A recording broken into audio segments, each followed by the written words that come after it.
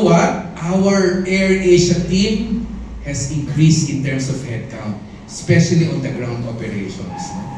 As a matter of fact, earlier I'm busy talking to Japan because our Japan, Narita, and Osaka are really full packed, aside from Bangkok and the rest. What we have to do really is to increase headcount. Remember what happened last month? It was an important lesson learned, right? When there was some baggages that were actually trying to, we fixed it. Na-delay po yung ibang airline companies, but I'm so happy to say, wala po tayong naging problema doon. We learned our lesson. That's why the baggages are always important part. Pag uwi ng ating mga Filipinos sa ating kanya-kanyang mga destinasyon, kailangan dala-dala nila yung mga pasalubong nila, right? That's very important. Very basic. We have to tend to more of this request with additional manpower. Filipinos are looking forward every time they fly home during Christmas. However, dapat lahat tayo we have to remind all our passengers, everybody has their own important responsibility, right?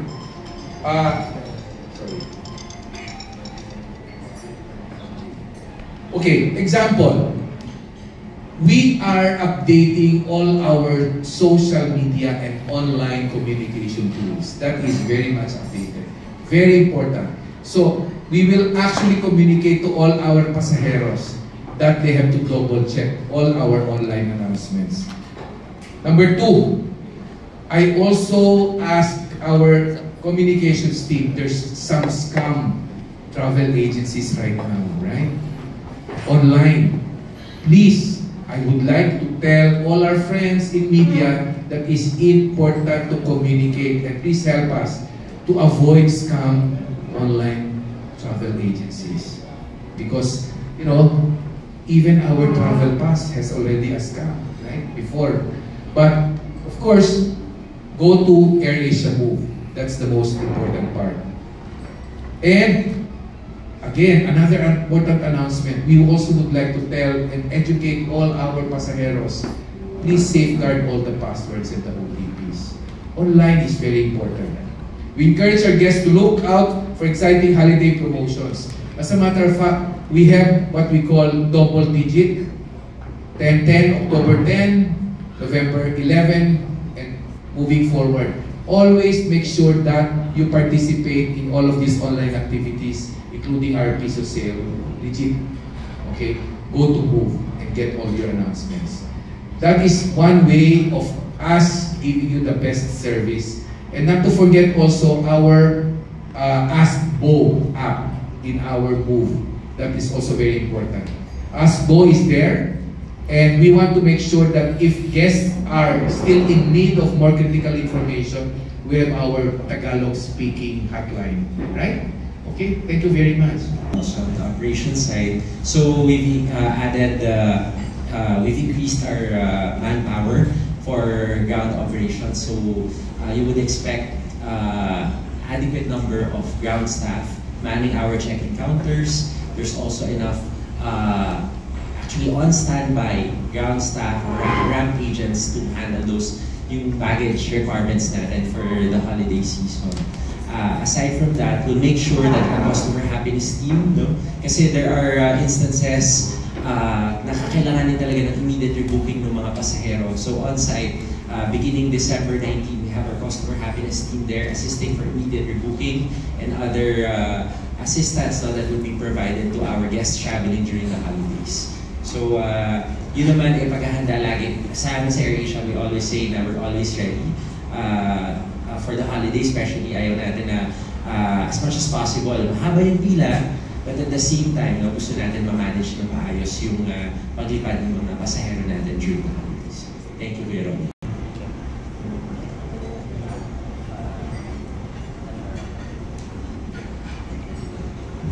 Okay, operation. Frankly speaking, we are coordinating with NNIC. That's number one. Number two, we already have released our one position for the Air Carriers Association of the Philippines, of which the membership composed not only of AirAsia, there's Philippine Airlines and Cebu Pacific. I know that there has been significant increases with regards to airport fees, and we are still in talks with them because otherwise it's going to be also difficult for AirAsia, not only us but also Cebu Pacific, because we are low-cost carrier company, right? And when you are a low-cost carrier company, cost is very important to us. And the talks is still consistent. I know there's a lot of expectation in terms of airport improvements, but we also expect them to support and understand our needs as a private company. Right, Steve? I agree, Sujin. Actually, the government, particularly the Department of Transportation, has made already rounds, no, in terms of seeking our opinion and seeking clarity on the impact of the increases in terms of airport fees. But insofar as managing the impact, it is yet to be seen. Actually, it's always here, but in terms of increases, it's about 200% in some of the airport fees. Alam niyo naman, we're a low-cost carrier. We offer piso sale. No? So that's why we're very also aggressive in terms of proactively campaigning, no? Together with our partners from the Air Carriers Association of the Philippines, to at least find a way to push on the effect. Because at the end of the day, we want to stay true to our commitment of democratizing air travel. And on the increases, syempre it will not only it will impact our bottom line, right? So but definitely, of course, we want to offer the best value deals to our guests. So hopefully, there's a significant positive development by next year. Yeah, so we still stay on low-cost Korea. That's the commitment that AirAsia can provide to everyone. At the same time, we also look at profitability for all the routes that we are offering to everyone as well, internationally and domestically. Thanks, Zoe. Okay, Christmas wish list is 100% prioritization of safety. People during Christmas are all busy attending parties, right? And you know, at the same time, people would like to travel. And that's the reason why my best Christmas wish for everyone is the best flights and the best customer experience that we can offer our pasajeros, right?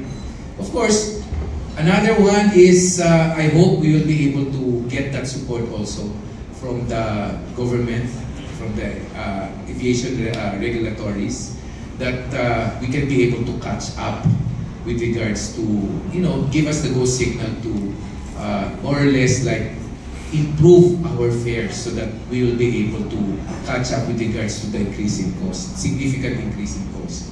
And of course, finally, number 3 is I wish also our employees that, you know, we will continue to give you the best service. Okay? Because to us, guest-centric, guest-obsessed, that's one of our core values as an aviation company. Thank you. I wish everyone in Philippines, just like our tagline, everyone can fly. So when you think of it, you can think of AirAsia. Again, as mentioned earlier, no, we are volumes-based. No? That's the model of our business. It's just a temporary suspension. So depending on the market viability, the market demand, we will have to revisit again those destinations. These destinations are important to us. And we would like to revisit again for at least either summer, because from last year, I think we operated these destinations during summer. Kasi nagpa-vary siya either summer or winter schedule. You know? So again, we will have to revisit the market demand on these destinations and perhaps open a new destination. So, but what's most important is that these initiatives, initiatives that we that was taken, that was executed from the past months, it was strategically done so that number 1, there's less inconvenience among guests. That's very important to us. And that all service recovery options were given to all our guests impacted during those temporary suspensions. We say temporary suspensions because we're not closing our doors fully on these destinations. Once market demand improves, we'll be back there very soon, hopefully. And optimization is also very important. Remember, as mentioned earlier, right? The 15 to 16 aircraft, we have to keep it really efficiently in terms of the number of hours utilization that balances with safety and at the same time efficiency and convenience. And as Captain Dailisan said, it's really a temporary exercise. It's not cancellation, guys, because some people mentioned that it's not. It's temporary optimization, right? Thank you. With regards to the destinations, wala pa kaming pwedeng ma-announce today. But remember, one of the things that we are really pushing hard is the Department of Tourism, right? Department of Tourism has endorsed us as a halal airline company because of our Santan food. So, pag sumakay po kayo lahat ng ating AirAsia flights, domestic and international, expect that, most especially for our Muslim brothers, to order the halal food. Andiyan po ang nasi lemak, halal po yan. Yung aming pong beef tapa natin, halal. No? Also, what we call our chicken Singapore rice, and nasi lemak, pakolot, chicken JT's inasal, Joel Torres chicken inasal, that's for Pinoy, right? That's also halal food. And then, I also would like to call, baka may announcement din ng ating kasama sa ating move. For AirAsia Move, I think it's the same. Trish, meron ba tayo ng exciting announcement for AirAsia Move?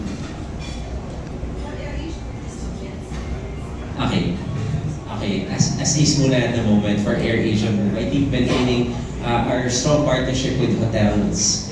Kaya nga, for AirAsia Move, you can always watch out for our weekly deals, which is again due to AirAsia Move's promise to democratize travel. We're trying to make it more accessible by making sure na mas accessible yung mga promos natin. Every week, people can just wait for the Wednesday deals and mga flash deals that are happening every week so that people can make the most out of their money and their savings when they book via AirAsia Move. We also have a lot of exciting partners ongoing with Visa and other banks so that you can save more.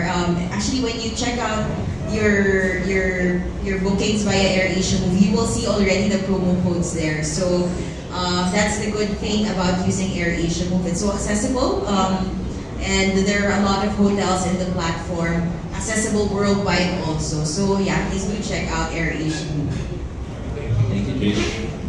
I think meron pa bang actually for our all other hubs, as Ricky mentioned earlier, we're focusing on Manila Hub, strengthening our position sa Manila Hub, and further enhancing our market leadership to key leisure destinations such as Boracay, Panglao, and Palawan, Puerto Princesa, because market leader in AirAsia doon. So we wanna focus our strength dun sa destinations where we are market leader. Second, dun sa question mo about Middle East destinations, that's a possibility, but let's wait siguro dun sa announcement ni Dominique as to what the group's direction will be in terms of opening our long-haul flights. You have to take note that very soon, just recently, may approval na yung AirAsia X and AirAsia Aviation Group Limited.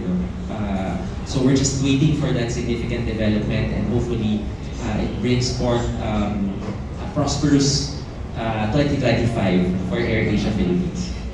Thank you.